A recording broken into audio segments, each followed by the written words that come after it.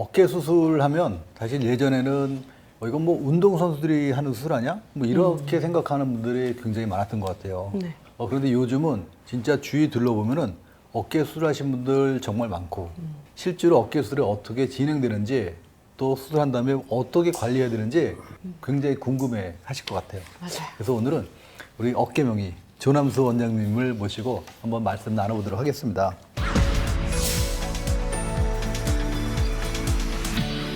이제 어깨 수술이라는 게 사실 말은 수술이지만 뭐 병도 틀리고 아마 수술 방법도 다 틀리겠죠? 예, 뭐 어깨에 다양한 질환이 있는 만큼 어깨 수술도 뭐 종류가 다양합니다. 가장 흔한 거는 이제 연세 드시면서 많이 생기는 회전근개 파열, 어깨 힘줄 파열로 어깨 힘줄 봉합술을 하는 경우가 가장 또 흔하게 있고요. 또 젊은 친구들 같은 경우 이제 어깨 재발성 탈구, 습관성 탈구가 되면은 이제 관절하순 파열이 동반되기 때문에 그런 관절하순을 봉합해주는 봉합 수술도 또 시행합니다. 그리고 뭐 젊은 분이나 좀 연세 드신 분이나 또 석회가 끼는 경우들이 많아서 뭐 항상 석회, 수술을 하는 건 아니지만 또 제한적으로 석회를 제거하는 또 염증을 청소하는 수술을 하기도 하고요. 또 어깨 주변에 동반된 골절을 또 수술하기도 하고 맞아요. 또 어깨가 많이 망가진 경우, 관절이 상한 경우 인공관절 수술도 역시 많이 시행을 하고 있습니다. 별로 못 봤는데 이렇게 많은 게 있는지 지금 처음 알았어요. 근데 요즘에는요, 이 내시경 수술을 많이 하잖아요. 그래서 저는 그냥 이렇게 내시경 들어갈 만한 그 조그만 구멍? 요렇게만 절개를 맞아요. 해서, 네. 네. 그 부위만 마취를 해가지고 수술을 하는 줄 알았어요. 그랬는데 저 아는 사람이 아니야, 이거 되게 큰 일이야. 이거 큰 수술이야. 전신 마취하잖아. 이러는 거예요. 그래서 저는 너무 놀랐어요. 수술하기 전에 환자분들이 어떤 마취를 하느냐도 상당히 궁금하실 맞아요. 거예요. 그래서 어깨 수술할 때 뭐 일단 그냥 말씀드리면 전신 마취도 가능하고 부분 마취도 가능합니다. 사실은 이제 제가 이제 이전에 대학병원에 근무하고 있을 때는 주로 전신 마취로 수술을 많이 했어요. 왜냐면은 모든 교수님들이 다 마취를 직접 다 하실 수는 없고 이제 주로 전공의 선생님들이 또 많이 진행하다 보니까 수련 받으면서 주로 이제 전신 마취 위주로 많이 이제 수술을 준비하게 되고요. 하지만 이제 숄더 이 어깨 쪽에 관한 수술을 할 때 조금 더 환자분들한테 이루려면 이제 전신 마취 말고 수술 부위만 부분 마취를 하고 해서 진행한다면 더 좋거든요. 그래서 어깨 같은 경우는 신경 차단술을 통해서 어깨만 부분 마취가 가능합니다.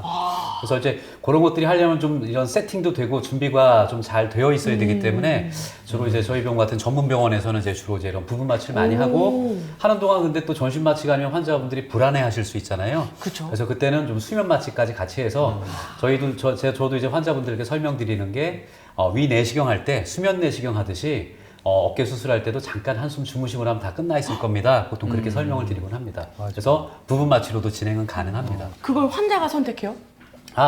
뭐 환자가 선택하는 건 아니고요. 이렇게 좀 시스템이 갖춰져서 부분 마취로 진행이 가능한 병원은 그렇게 하는 거고, 또 아니면은 또 전신 마취로 진행이 가능합니다. 그래서 병원 상황이나 세팅이나 상황에 따라서 이렇게 진행한다고 보시면 될 것 같습니다. 사실 뭐 환자 입장에서 보면 전신 마취보다는 부위 마취가 훨씬 더 편하고 그쵸. 또 바로 재활이 가능하니까 훨씬 낫죠. 특히 이제 연세 드신 분들은 전신 마취에 대한 이 두려움이 그렇죠. 많이 있으시기 때문에 상대적으로 이런 부분 마취로 조금 연세 있는 분들도 안전하게 수술할 수 있는 게 장점인 것 같습니다. 마취하고서 못 깨어난다면 이런 말씀하시는 분들 많이 맞습니다, 있어요. 맞습니다. 그런 게 없으니까 네네네. 진짜 마음 심적으로 굉장히 부담이 덜 할 것 같아요. 맞아요. 근데 저 아는 사람은 되게 오랜만에 봤는데 이게 축구하다 어깨를 다쳐가지고 나사를 한 3-4개 박았다고 하더라고요. 그래서 제가 그거 어떻게 그렇게 됐어? 그래서 근데 그거 나사를 언제 빼? 막 그 실밥도 빼러 가야 되는 거 아니야? 막 이렇게 물어봤더니 이거 평생 안고 가야 된다고 이 나사는 그렇게 얘기하더라고요. 그래서 아니 뭐 요즘 시대가 어느 시대인데 그거 빼겠지. 그리고 실밥은 요즘 녹는 실 많이 나오는데 맞아요. 그게 왜 실밥을 왜 빼냐 막 이렇게 얘기를 했거든요. 나사를 계속 평생 안고 가야 되는 건지 그리고 또 실밥도 다 풀러러 꼭 가야 되는 건지 그것도 좀 궁금해요. 예. 그 점도 환자분들이 많이 궁금해 하시는 부분 중에 하나입니다. 뭔가를 꼬매려면은 뭔가 실이 있어야 될 거 아니에요. 근데 이제 힘줄 봉합을 한다는 게 찢어진 힘줄끼리 꼬매는 게 아니라 힘줄을 뼈에 갖다 붙여주는 게 이제 수술이거든요. 왜냐하면 힘줄이 원래 있는 뼈 부착부에서 떨어져 나간 게 파열이기 때문에 흔하게 있는 파열은 이제 뼈에서 떨어져 나가기 때문에 힘줄을 뼈에 붙이려면은 뭔가 여기 달린 실을 이용해야 되는데 뼈에 실이 달린 게 없으니까 여기에 소위 봉합 나사라는 것을 박아 넣으면 이제 그 끝에 실이 달려서 그걸 박아 넣고 그 실을 이용해서 이제 봉합을 하게 되는 겁니다. 근데 이제 말이 봉합 나사긴 한데 과거에는 진짜 나사처럼 쇠로 된 나사였는데 최근에는 이제 생체에 흡수될 수 있는 재료로 해가지고 생체 흡수형 이런 이제 형태는 나사지만 실제로는 쇠로 된 나사는 아니고요. 우와. 이제 그런 것들도 있고 또 봉합사 실 형태로 돼서 실에 뭉치가 돼서 이게 고정이 될 수 있는 형태도 있어서 실제로 요새 이렇게 이제 금속성인 나사를 쓰는 경우는 많지는 않습니다. 실제로 뼈에 박아는 거는 제거할 필요는 없습니다. 그게 금속이라 하더라도 최근에도 뭐 금속 제품은 있고요. 꼭 제거할 필요는 없고 그냥 그 안에 이게 고정된 상태에서 같이 아물어서 그렇게 지내도 된다. 그리고 하나 말씀드린 게 실도 이제 이게 어떻게 녹는 실인가 아까 말씀하셨는데 그 힘줄이 아무는데 한 3, 4개월 정도의 시간이 걸리기 때문에 그 사이에 그 실이 충분히 이 조직을 잡아서 유지해줘야 되거든요. 네. 그러니까 녹는 실은 사실은 몇 주 만에 이게 좀 또 이제 녹아서 없어질 수 있어서 여기는 녹는 실은 사용할 수 없고 그대로 유지를 하는 이제 녹지 않는 실인데 나중에 보면 이 조직과 함께 돼서 그냥 한 덩어리가 된다 이렇게 보시면 크게 무방합니다. 보통 이제 나이 들어서 하시는 분들, 특히 뭐 회전근개 파열이 뭐 달아서 수술했다든지 그런 분들 보면은 좀 이제 퇴행이 많이 진행이 되신 분들이잖아요. 예, 맞습니다. 그러니까 그런 분들 같은 경우에 주로 하시는 얘기가 뭐 수술해도 아프고 안 해도 아프고 그런 말씀 많이 하시거든요. 실제로 이제 수술하게 되면 진짜 뭐 해도 아픈 건지 정말 싹 깨끗하게 좋아서 정말 새로운 세상을 살게 되는 건지 그런 것들도 사실 굉장히 궁금합니다. 처음에 진단을 받으러 오신 분들이 어깨 힘줄 파열입니다. 수술해야 할 것 같습니다라고 말씀을 드리면 어깨 수술을 하면은 너무 아프다는데 그래서 그러죠. 이제 예. 일단 겁먹으시는 분들이 많이 계시거든요.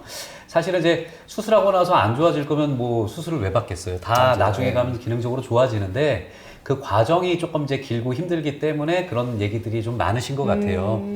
아까도 말씀드린 대로 봉합한 힘줄이 아무는 데는 한 3, 4개월 정도 시간이 걸리는데 그게 아문다고 다 기능 회복이 되는 게 아니라 그 과정에 또 재활하시고 또 그러면서 근력도 생기고 여러 가지 밸런스도 돌아오고 관절이 갖고 있는 고유 감각까지 돌아오고 이런 게 다 이제 순차적으로 시간이 걸리기 때문에 다 좋아는 지지만 초기 이런 과정을 겪는 단계에서 좀 불편이 있다 보니까 아마 좀 힘들어 하시는 부분들이 있는 것 같아요. 근데 이제 환자마다 개인 차이가 있어서 또 좀 속도가 빠른 분은 굉장히 또 빨리 좋아지고 좀 오래 걸리는 분들은 이제 기본적으로 여러 가지 이런 수술 전 기능이 떨어지거나 퇴행성 변화나 이런 게 좀 심했던 분들은 이제 회복하는 데 좀 더 걸릴 수는 있겠죠.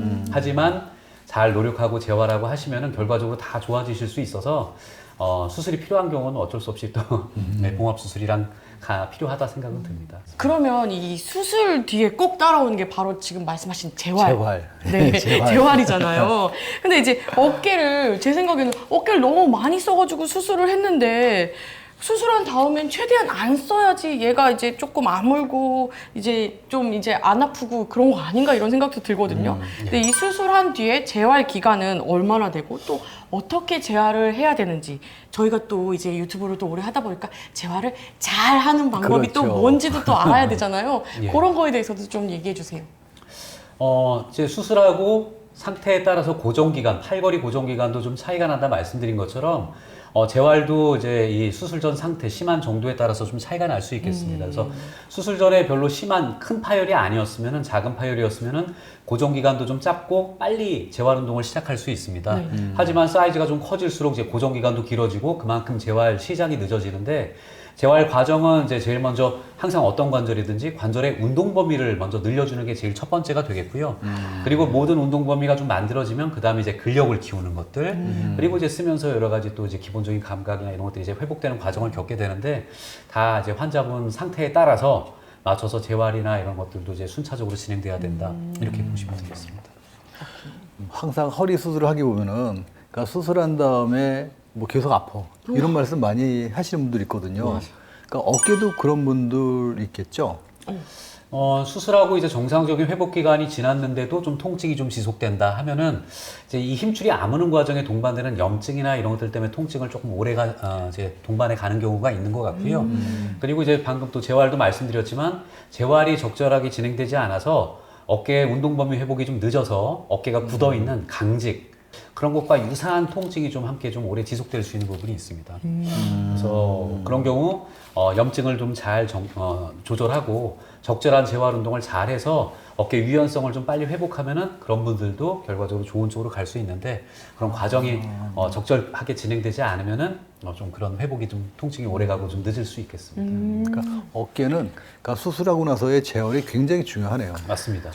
원래도 가동 범위가 큰 관절이기 때문에 그걸 다시 얻어가는 데는 좀 더 노력이 필요할 수 있을 것 그러니까 오십견이 같습니다. 세서 이제 우리가 수술했는데 또 안 움직여 또 오십견이 오니까 또 맞습니다. 아프고. 예, 예. 그러니까 치료해도 이제 그걸로 끝난 게 아니라 계속해서 운동하고 재활하고 관리하고 참 어깨는 정말 굉장히 어려운 것 같아요. 예. 그리고 수술하시고도 무리하면 또 언제든 아플 수 있기 때문에 무리하지 않게 또 생활 패턴을 잘 조절하는 것도 중요하시겠습니다. 맞아, 우리는 또 까먹어. 이게 또 안 아프면 또 검색 까먹고 또 똑같은 짓을 또 해가지고 또 수술하고. 예. 맞습니다. 또 예. 재파열도 올 수 있기 때문에 맞아요. 예. 조심하셔야겠습니다. 그러니까 수술했다고 그걸로 만족하지 말고 꾸준하게 재활 운동하고 계속 운동해서 다시 굳지 않도록 하는 게 굉장히 중요하네요. 예, 맞습니다. 오늘 어깨 수술에 대해서 궁금증 많이 해소됐는지 모르겠어요.